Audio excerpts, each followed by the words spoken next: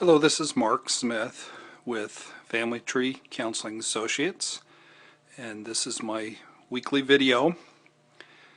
My topic this week is when her abandonment issues go against his shame, it equals a nightmarish shitstorm.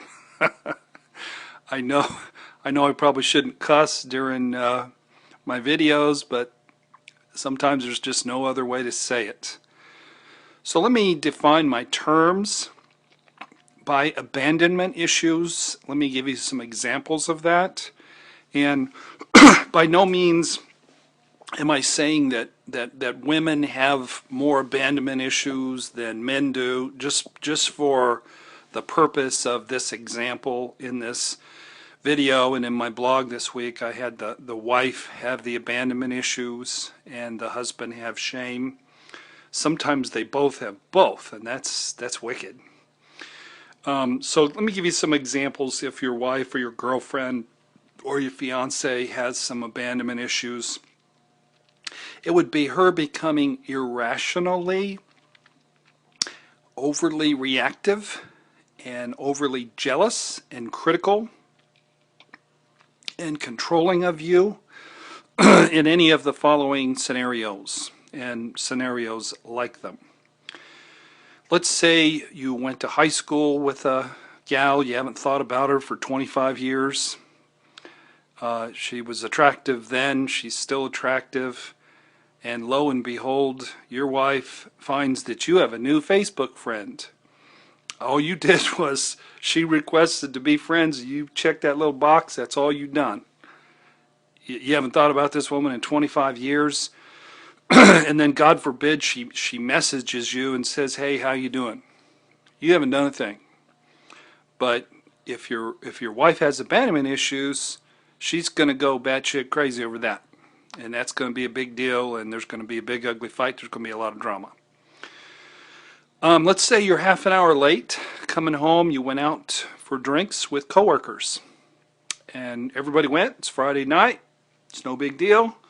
It's having beers with coworkers. You're not doing anything wrong, but a couple of the coworkers are both hot and female.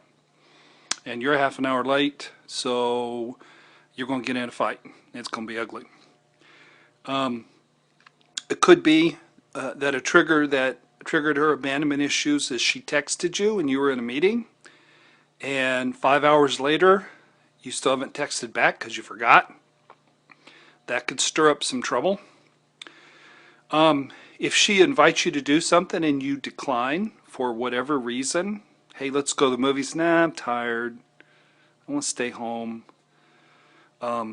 She could feel abandoned by that. Or if she becomes to develop an unpersuadable perspective that you're just not nearly making her a high enough priority on a day-to-day basis. In all these cases, if she has abandonment issues, there's going to be drama, there's going to be conflict, there's going to be tears, there's going to be curse words. So when I talk about abandonment issues, it's rooted in your childhood, but that's not really what I'm talking about here. I'm talking about day-to-day living with your wife and how that affects her and how that affects you.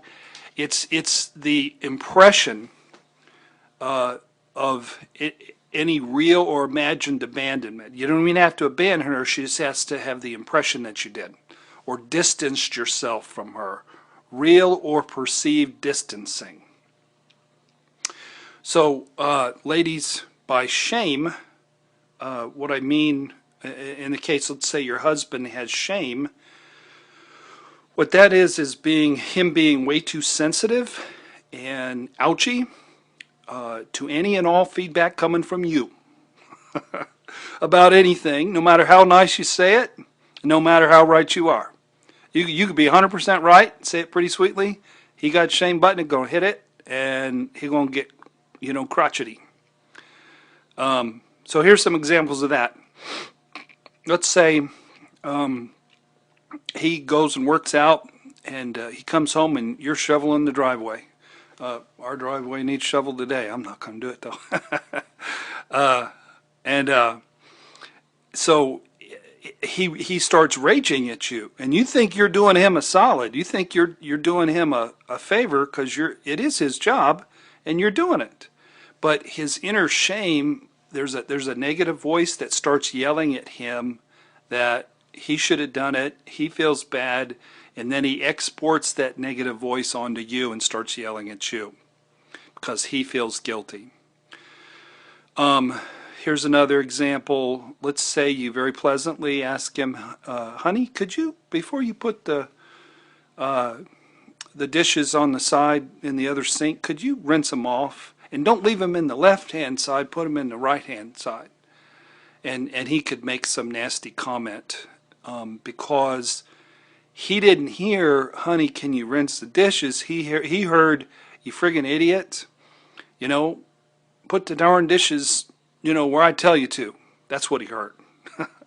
So another would be, let's say you make some observation, not meanly, but let's say his family's just a little bit nuts, and you make some observations, say, about his parents, and I mean they're acting nuts, and you just say it, and he gets a little reactive, a little edgy, a little dark about that.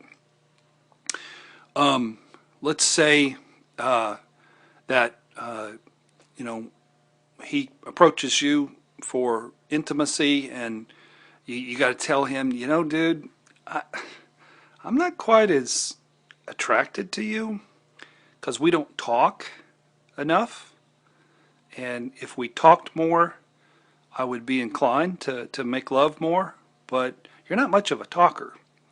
And he could take that as not only that could hit some abandonment, but it could also hit he's not good enough. And that's basically what shame is not feeling good enough.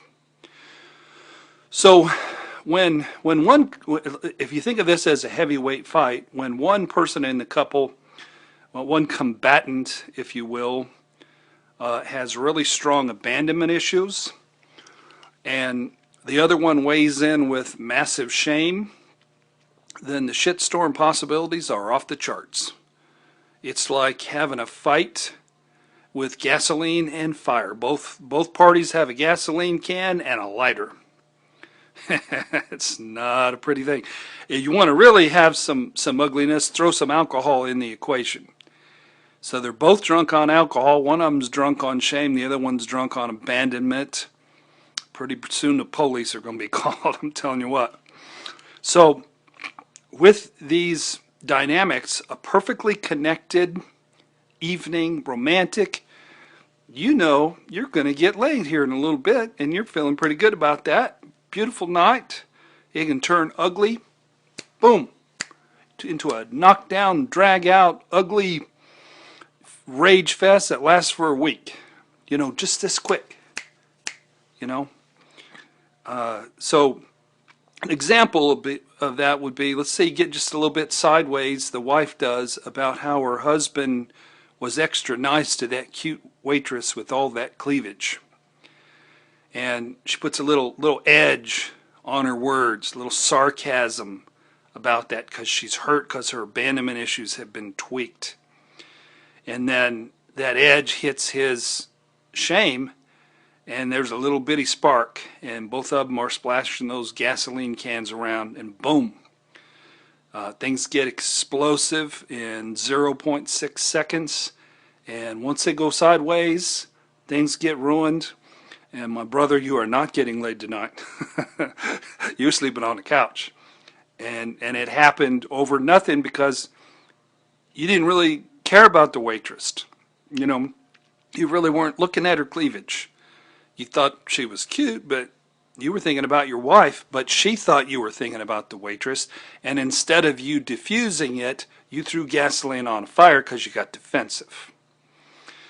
So that's the scenario, and if you're that couple, you know exactly what I'm talking about.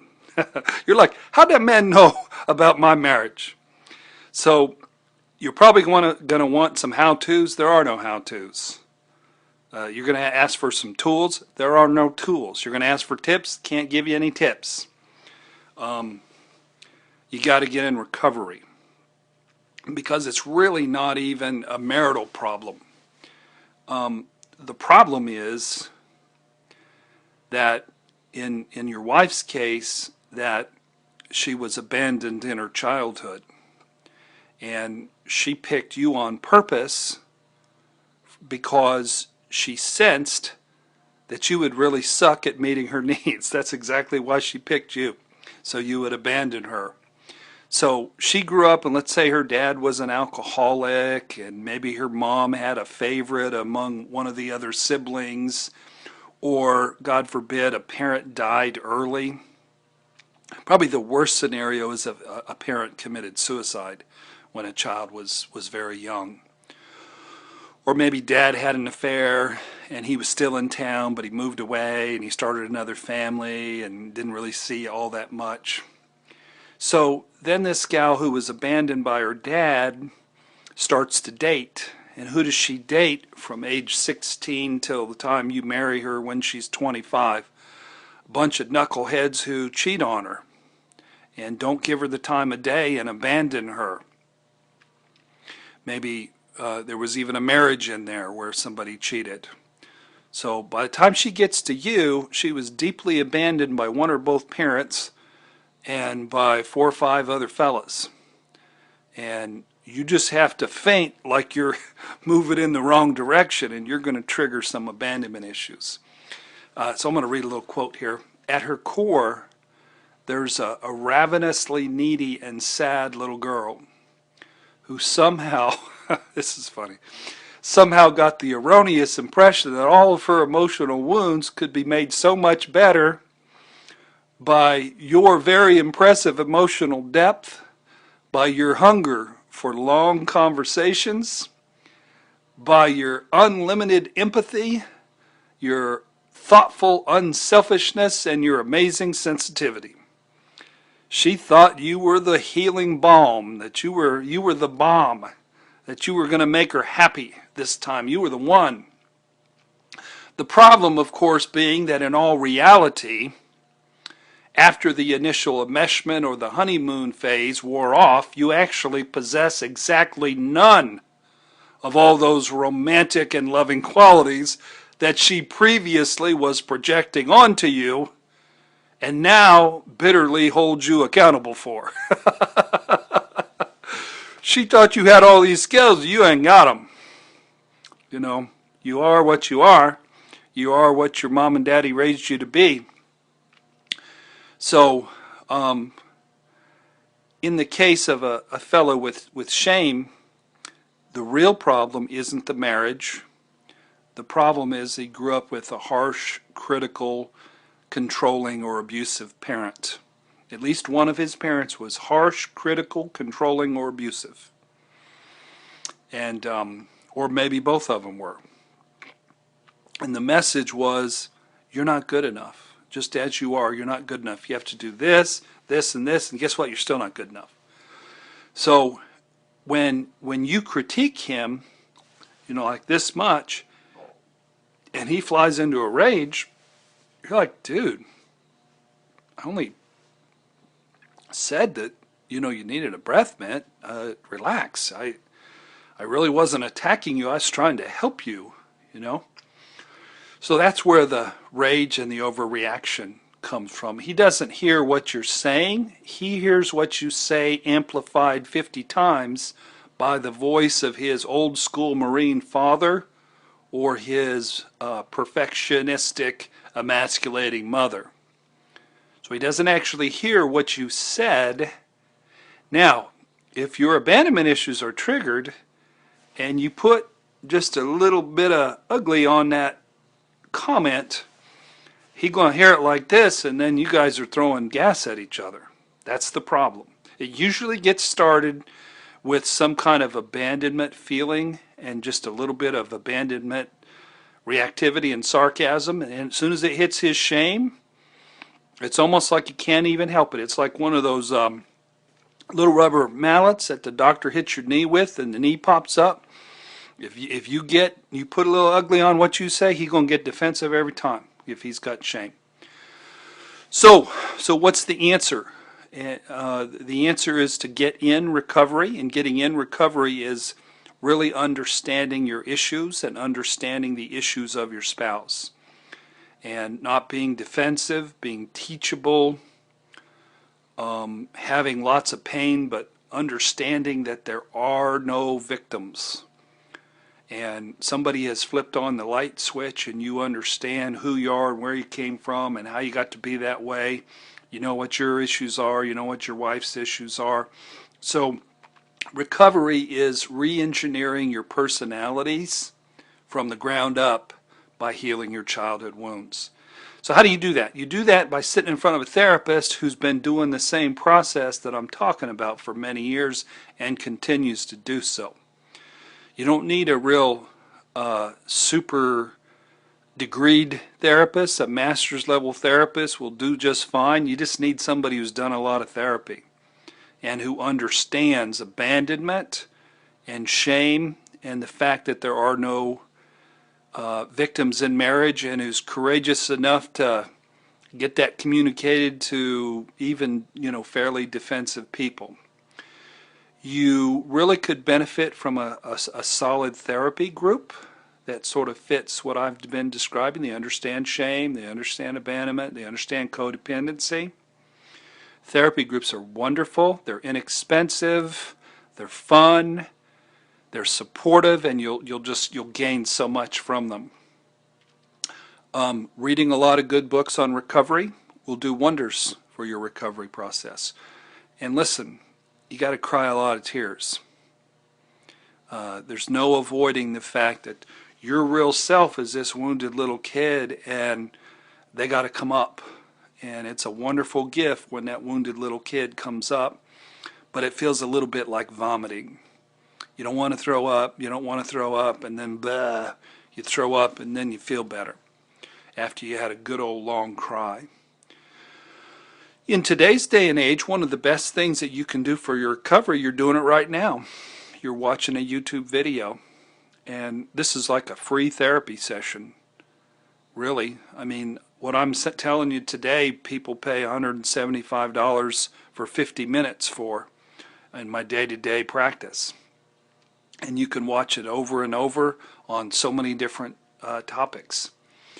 So, but it really helps immensely when both people know there are no victims and both people understand their issues. Okay, I got abandonment issues, here's my triggers, you've got shame, those are your triggers. So, but getting to that place where you're non-reactive, that takes time. It'd be nice if you could just go in and talk about your feelings and not react, and recognize your partner's wounded little kid and show empathy toward them. But it takes time of doing work on yourself in this process of couples therapy, group therapy, reading, crying, getting in touch if you're a codependent with the fire in your belly. One of the pictures I have of codependency is a woman with blue paint on her face like Braveheart, because she's getting in touch with herself and her voice and her power. So if this is you, if you're part of a couple and I'm describing, one of them has abandonment real bad, one of them has shame, you might both have both, but one majors in abandonment and one majors in shame, you need help. You're not going to be able to do this on your own. Sometimes I'll have people call me and say, I want to come in, and then they'll call me a week or two later and say, we're going to try it on our own. Yeah, good luck with that. It ain't going to happen.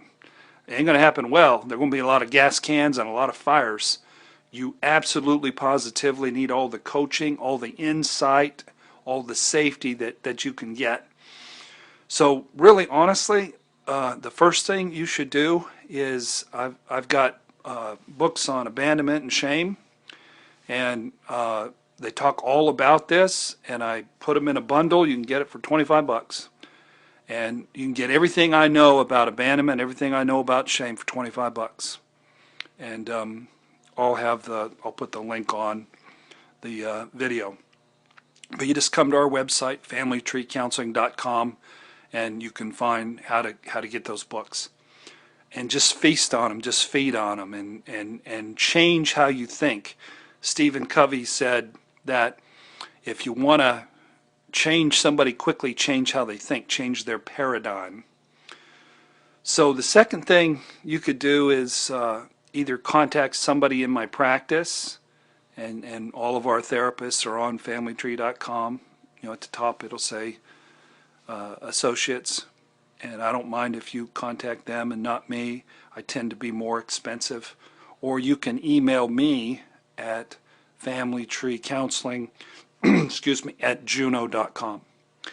And this is anywhere in the English-speaking world where you have decent Wi-Fi, because we can do a Skype session and it'll turn out just almost as good as if you walked in our office. So what therapy offers is insight, accountability, perspective, and it creates a safe environment where we can diffuse the ugliness and make your relationship over time more functional and less painful.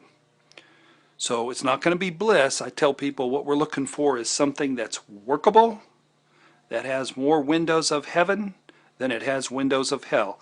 And if you've got abandonment and shame, that's about as good as it's going to get, and that's pretty good. It works, and there's more windows of heaven than there are windows of hell. So thank you for watching today. Join our channel, Family Tree Counseling, and visit our website, familytreecounseling.com. Get those books. They will help you.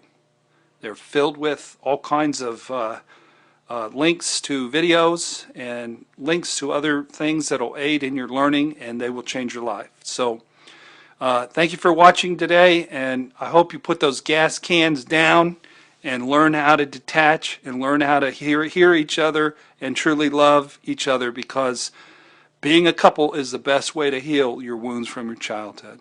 So God bless.